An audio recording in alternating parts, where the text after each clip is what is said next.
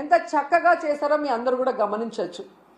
Law and order ఏ విధంగా maintain చేశారు, అలాగే మీరు చూస్తే సచివాలయ వ్యవస్థతో ఎలా పారదర్శకంగా పరిపాలించారు, అలాగే ఏపీలో 3 పోర్ట్లు మచిలీపట్నం, మూలపేట, రామాయపట్నం ఏ విధంగా వర్క్స్ స్టార్ట్ చేశారు, భోగాపురం ఎయిర్పోర్ట్ ఎలా ఆల్మోస్ట్ 35% వర్క్ చేసేయటం జరిగింది, అలాగే 10 ఫిషింగ్ హార్బర్లు అన్నిటినీ కూడా తీసుకొచ్చి మీ చేతిలో పెడితే ఈరోజు మీరు ఏం చేశారు? జగనన్న పారిశ్రామికవేత్తల కోసం రెడ్ కార్పెట్ వేసి ఫ్రెండ్లీ స్టేట్గా ఇన్వెస్ట్ చేయడానికి దాన్ని ఏర్పాటు చేసి మీ చేతికి ఇస్తే ఈరోజు మీరు రెడ్ బుక్ రాజ్యాంగం అంటూ రాష్ట్రంలో ఈరోజు లా అండ్ ఆర్డర్ లేదు, రోడ్డు పైనే నరికేస్తున్నారు మనుషుల్ని. అలాగే ఎవరు నోరు తెలిసినా వాళ్ళ మీద కక్ష సాధింపుగా తప్పుడు కేసులు, ఒకటి రేప్ కేసు లేదా అటెంప్ట్ మర్డర్ కేసు లేదా SC/ST కేసులు పెట్టి చట్టాన్ని కూడా తమ చుట్టాలుగా వాడుకోవాలన్న ప్రయత్నం చేస్తున్నది నిజం కాదని నేను అడుగుతున్నాను. అలాగే ఈరోజు మీరు చూస్తే ఈ చంద్రబాబు నాయుడు, లోకేష్ చేస్తున్న పనుల వల్ల ఈ రాష్ట్ర ఇమేజ్ దెబ్బతినటం వల్ల ఈరోజు దావోస్లో పారిశ్రామికవేత్తలు ఒక్కటంటే ₹1 కూడా మనకి MOE చేయకపోవడం చాలా బాధాకరం. ఎందుకంటే ఈరోజు వీళ్ళు దాదాపుగా ఈ స్పెషల్ ఫ్లైట్లు, కోట్లు, బూట్లు, సూట్లు కని ఇలా ఖర్చులకే 20 కోట్ల పైగా అయింది. కనీసం ఆ దారి ఖర్చులకి అయిన డబ్బైనా MOEలు చేసుకొచ్చారంటే సిగ్గుచేటు. మాటలేమో ఇంత చెప్తారు కానీ పని చూస్తే జీరో. సో అందుకే అంటారు గొప్పలు చెప్పుకోవద్దయా తిప్పలు తప్పవని. కానీ చంద్రబాబు నాయుడు వినడు. ఈరోజు కేవలం తన కొడుకుని ప్రమోట్ చేసుకోవడానికే దావోస్కి వెళ్ళాడు. ఈ రాష్ట్రానికో, రాష్ట్ర ప్రజలకో, ముఖ్యంగా రాష్ట్ర యువతకో ఉపయోగపడే విధంగా ఏది చేయాలన్న ఆలోచన లేదు అనేది ఈ పర్యటనతో అందరికీ అర్థమైపోయింది. ఎందుకంటే అంత పెద్ద వేదిక మీద సీఎం చంద్రబాబు నాయుడు గారు మా రాష్ట్ర ఆర్థిక వ్యవస్థ చితికిపోయింది, చాలా పేద రాష్ట్రంగా మేము మిగిలిపోయాం అని అంత పెద్ద వేదిక మీద చెప్తే ఏ పారిశ్రామికవేత్త వచ్చి ఇన్వెస్ట్ చేస్తాడు? అసలు ఎందుకు అలాంటి మాటలు మాట్లాడాల్సి వస్తుందో నాకు అర్థం కావట్లేదు. ఎలక్షన్స్ ముందు కూడా దాదాపుగా 14 లక్షల కోట్ల అప్పు ఉందని చెప్పి అబద్ధాలు చెప్పటం, ప్రజల్ని కన్ఫ్యూజ్ చేయటం.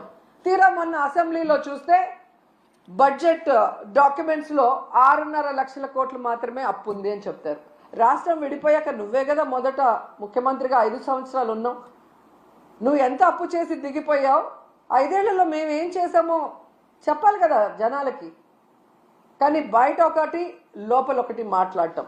ఏదైతే ఆంధ్రప్రదేశ్లో అబద్ధాలతో, కట్టుకథలతో, పచ్చ మీడియాతో ప్రజల్ని మభ్యపెట్టారో అదే విధంగా దావోస్లో కూడా మీరు మభ్య పెట్టాలన్న ప్రయత్నం ఈరోజు పెట్టుబడిదారులు పారిపోవడానికి కారణం కాదా చంద్రబాబు నాయుడు, లోకేష్ అని నేను అడుగుతున్నా.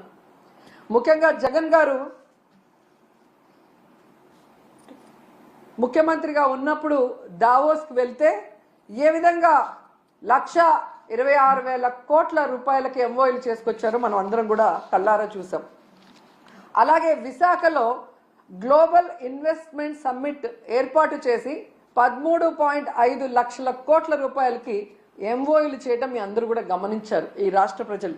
ఎందుకు ఇది చెప్తున్నానంటే ఈ నెలలో సాక్షాత్తు ప్రధానమంత్రి గారు శంకుస్థాపన చేసిన 1,85,000 కోట్ల గ్రీన్ ఎనర్జీ ప్రాజెక్ట్ని ఆ రోజు విశాఖ గ్లోబల్ సమ్మిట్లో జగనన్న తీసుకువచ్చిన విషయం ఈ రాష్ట్ర ప్రజలకు ఇంకా గుర్తుందని నేను అనుకుంటున్నా.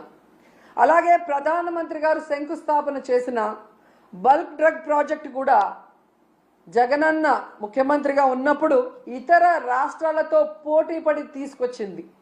దానికి భూమిని కూడా జగనన్నే తన హయాంలో కేటాయించింది నిజం కాదా అని అడుగుతున్నా. సో జగనన్న తీసుకొచ్చినవి మీ గొప్పతనంగా ప్రధానమంత్రి గారిని పిలిపించి మొన్న హడావిడి చేశారు తప్ప మీ పరిపాలన చూసి, మిమ్మల్ని చూసి ఒక్క ప్రాజెక్ట్ అయినా, ఒక్క పారిశ్రామికవేత్త, ఒక్క పెట్టుబడి అయినా పెట్టాడని నేను అడుగుతున్నాను. జగనన్న విశాఖలో గ్లోబల్ ఇన్వెస్ట్మెంట్ సమ్మిట్ పెడితే అదాని వచ్చారు, అంబానీ వచ్చారు, జిందాల్ గారు వచ్చారు. అది జగనన్న క్రెడిబిలిటీ. ఆయన సుపరిపాలన, ఆయన పారదర్శకమైన పరిపాలన, ఆయన ఫ్రెండ్లీ నేచర్ పారిశ్రామికవేత్తలతో, అలాగే ఈజ్ ఆఫ్ డూయింగ్తో ఏ విధంగా పారిశ్రామికవేత్తలకి అందుబాటులోకి అన్ని తీసుకొచ్చారో అందుకే వాళ్ళందరూ రావటం జరిగింది.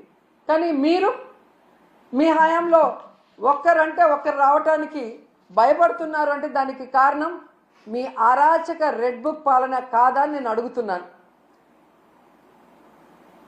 ఈరోజు ఇన్ని మాట్లాడి వెళ్ళిన మీకు ఉత్త చేతులతో తిరిగి రావడానికి సిగ్గు లేదా అని అడుగుతున్నాను. ఏ మొహం పెట్టుకొని ప్రజలకు ఏం చెప్పాలనుకుంటున్నారు? మీకేం కొత్త కాదులేండి.